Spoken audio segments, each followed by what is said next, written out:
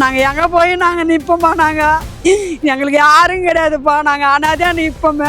கஷ்டப்பட்டு ஜெயித்து ஓய்ச்சி கூட கட்டினேன். இன்னைக்கு வந்து எங்களை ஊரை விட்டு சக்கறியா தகுவா விடுக்க செத்தாலும் சாவ கண்டி. ஒரே ஒரு புடி மண்ணு இந்த மண்ணு மேல ஆனா இந்த மண்ணு நான் குடிக்க மாட்டேன். பசுமையான விவசாயத்தையும் பாசமான மக்கள் வாழ்க்கையையும் விமான நிலையம் என்ற பெயரில் அழிக்க துடிக்கும் திமுக அரசு.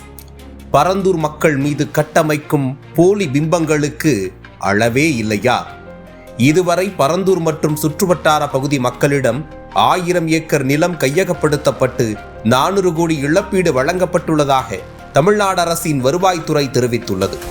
இதனால் பரந்தூர் மக்கள் அனைவரும் இத்திட்டத்திற்கு சம்மதித்து விட்டார்கள் என்ற பொய்யான பிரச்சாரம் நடக்கிறது. ஆனால் உண்மை நிலை என்ன? 2022ஆம் ஆண்டு காஞ்சிபுரம் மாவட்டம் பரந்தூரில் சென்னைக்கான புதிய விமான நிலையத்தை கொண்டு வரப்போவதாக சட்டமன்றத்தில் அறிவித்தார் முதல்வர் ஸ்டாலின். 20 கிராமங்கள், கம்பன் கால்வாய், எகனாபுரம் ஓடை, நெல்வாய் ஏரி என பல்வேறு நீர்நிலைகள், ஈரநில நீர்த்தேக்கங்கள், மழைக்கால வடிகால்கள் என இயற்கை வளத்தின் அடையாளமாக இருக்கும் பரந்தூரை அழிக்க பார்க்கும் அரசின் எண்ணத்தை ஆரம்பம் முதலே எதிர்த்து வருகிறார்கள் விவசாயிகளும் அப்பகுதி மக்களும். இவ்வளவு இயற்கை வளமிக்க இடத்தை முதலில் காக்க வேண்டிய பொறுப்பு மக்களுக்கு முன் அரசுக்கு இருந்திருக்க வேண்டும். ஆனால் திமுக அரசு இயற்கை வளத்தை பாதுகாப்பதற்கு பதிலாக அதில் கொள்ளையடிப்பதில் மட்டுமே குறியாக இருக்கிறது என்று மக்கள் பேசி வருவதற்கு மற்றொரு உதாரணம் பரந்தூர். எனவே அரசுக்கு எதிராக கருப்பு கொடி போராட்டம் ஆரம்பித்து பல்வேறு வழக்குகள், பல்வேறு அடக்குமுறைகள், பல்வேறு அச்சுறுத்தல்கள் என 1200 நாட்கள் கடந்தும் மண்ணை காக்க வேண்டிய அந்த மக்களின் போராட்டம் தொடர்கிறது. காஞ்சிபுரம் மாவட்டத்தில் தான் பரந்தூர் ஏர்போர்ட் கட்டுற பிரச்சனையும் இருக்குது. அந்த பிரச்சனையில கண்டிப்பா நாங்க விவசாயிகள் பக்கம் தான் நிற்போம். அதுல எந்த மாற்று கருத்துமே கிடையாது.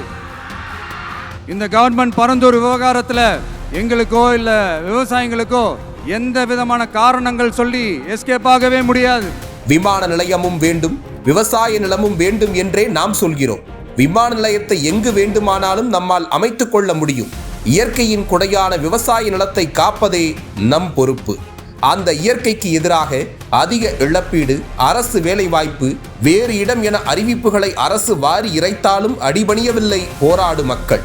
அப்படி இருக்கையில் குறிப்பிடும்படியான வெளியூர் மக்கள் அரசுக்கு கொடுத்த நிலத்தை வைத்து போலியான பிம்பத்தை கட்டமைத்து வரும் திமுக அரசுக்கு பரந்தூருக்காக உண்மையாக போராடி கொண்டிருக்கும் மக்கள் போராட்டம் விரைவில் பதில் சொல்லும்.